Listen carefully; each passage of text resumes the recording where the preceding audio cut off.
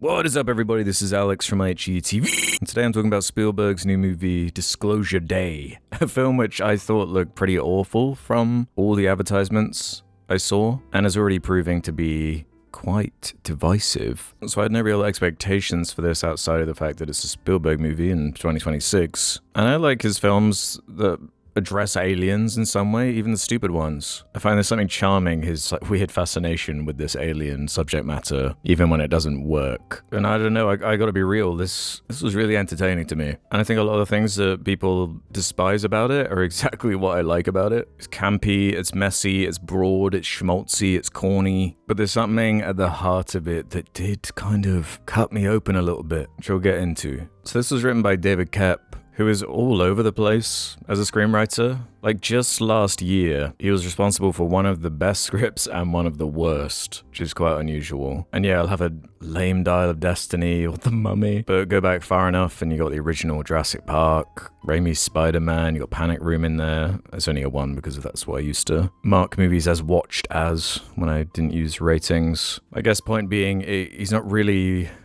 a quality indicator when he's attached to a project, and he apparently did 40 plus rewrites and iterations on this script, and yeah, it shows. It's fucking all over the place. But the part of it that kind of worked for me, and the film just won't work for you if you don't connect with this empathy heart that it has, where the aliens in the movie consider humanity's empathy and care for one another to be the greatest superpower. I know, corny as fuck. I'm a corny guy, I'm gonna be real, I'm a corny motherfucker. And the way that's explored through the Emily Blunt character did feed into this idealistic, romantic fantasy I've long had, where if we just had some way of truly looking into one another, it would be very difficult to fight and kill each other, because you'd share everybody's pain, you'd share the suffering and strife. And I can feel it right now, some of you rolling your eyes. And there are a lot of schmaltzy Spielberg movies I roll my eyes at. But on some level, through the majority of the runtime, while it's more of a conspiracy thriller that happens to be about evidence of aliens than it is a pure kind of sci-fi story. I really liked it, especially with that pace. I wasn't bored with its pretty long runtime. I was worried about that. But some of the MacGuffin sci-fi tech stuff did lead to some very cool thriller chase sequences that had good tension, this fluid, dynamic camera work. It's so high energy and kind of key jangly that when it would annoy me with something that was kind of too on the nose or schmaltzy, it just moves so quickly. With the caveat being that in the back of my mind, I was very much aware that there's like no way to end this. There's no satisfying way you can end this without like another half an hour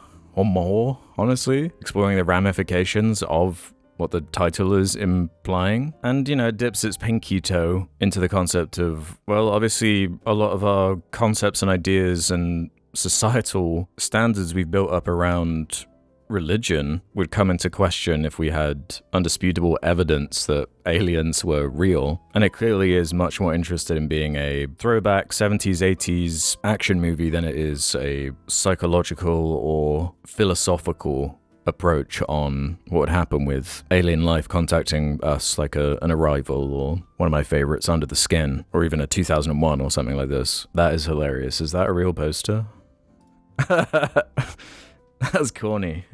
This is the vibe of the movie. This should be the poster. I actually like this poster more than the bird in the deer one. I saw this poster in a cinema, like, blown up to be huge, and it really bugged me where they positioned Josh O'Connor, because when this was really blown up big, all his loose little hairs kind of looked like unkempt pubes or something. Total aside, nothing to do with the movie, but seeing as the animals are in frame here, that is a big issue with this movie. The CG animals look fucking terrible. I don't know what the deal is with that. Like, it's been a long-standing pet peeve of mine, and sometimes it's fair, sometimes it isn't. And I get, from an ethical perspective, CG animals is obviously only torturing human being animators instead of real animals, like was pretty standard in movies from, honestly, a lot of stuff, like pre-2000s. But there was one shot in particular where, and it's a static shot too, it's not one of these flowing, crazy, blocked out sequences where the main characters see a fox, and the fox looks so fake and cartoonish. I was like,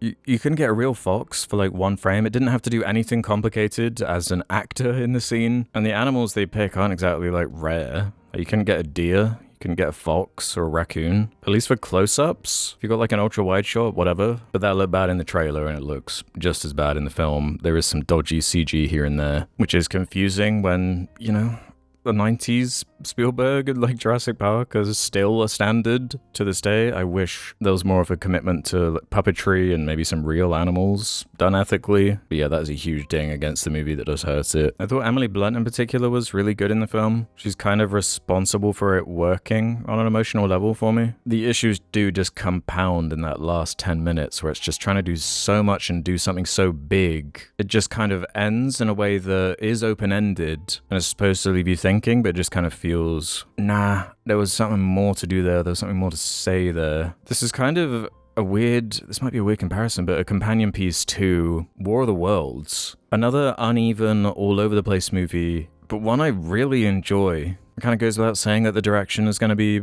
fantastic and thoughtful, just from a blocking and movement perspective, especially when there's action involved. And a lot of the CG in this movie actually looks great too. But the true kind of companion nature is they're almost inverses of each other, where War of the Worlds was very much this response to 9/11, to the color palette, the atmosphere and feeling of the movie. There is something oppressive about it. And this is kind of the inverse in how it's trying to acknowledge what an issue of our time is now. Everyone's at each other's throats and tensions are somehow feel even higher than the early 2000s. So going for this kind of tender, corny approach at the heart of it feels, I mean, to me felt a little bit therapeutic and a bit kind of hopium, humanity first counter narrative. And that's a kind of a cool thing about the movie, where in the background there's an alluded to World War III situation kind of bubbling, and it's obviously an echo of just the instability of what we're living through at the moment. And I can't take credit for this observation, but Komodo Mayo mentioned this Elon Musk quote that I kind of forgotten about how he sees empathy as a weakness, and a lot of people like him conduct themselves that way. And this fucking dickhead is one of the biggest issues of our time. Like, no exaggeration. It's fucking embarrassing that this man has the power he has and the bullshit he spreads, like especially about my country lately. Like, I'm going on a tangent here, but point being, that corny empathy side of it, I guess I needed that from a movie at this moment, and it gave that to me at least. And I guess I'll talk about the ending a little bit now, which will be spoilers, so here's your spoiler warning. And, you know, there's not that much to spoil. It shows its hand pretty early in the first half an hour when it's showing when Josh O'Connor is showing his, like, girlfriend the video evidence. And it's like, yep, these are just, like, the grays, like the classic aliens. Kind of a boring design. There are some cool shots towards the end from the big newsreel with showing Roswell and kind of some of the old reverse engineering and whatnot. But it reaches a point where, like, the Colin Firth villain just kind of, like, gives up. He just, like, sits down and watches. It's almost like the script gives up. And it's like, well, we didn't really know how to end this, so it does feel clunky and rushed. And more like the end of a season of television or something, where it's like, oh, this is like another jumping off point for a new story entirely. And it quickly has to address things like, hey, is this AI? No, it's verified, kind of stuff, which a few movies have had to do in the last few years, obviously. And that was a thing, like, it's corny as fuck that they did it, but wheeling out the alien in a wheelchair and, like, putting it on the news or whatever. That's kind of the place I feel that we're at, where there are all these claims being made, but it feels like no one actually cares, but maybe would if we could actually see a creature of some kind. And even then, I feel like the reaction would be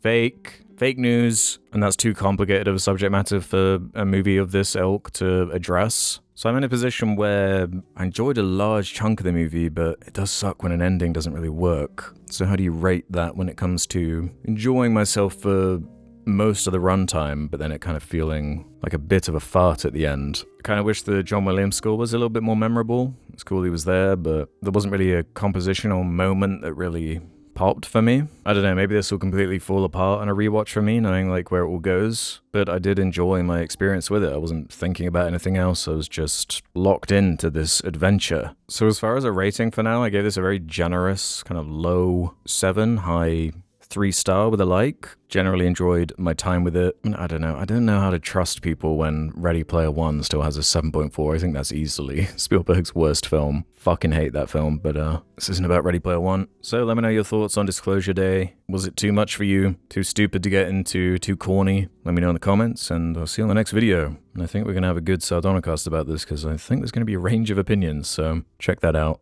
in the coming weeks.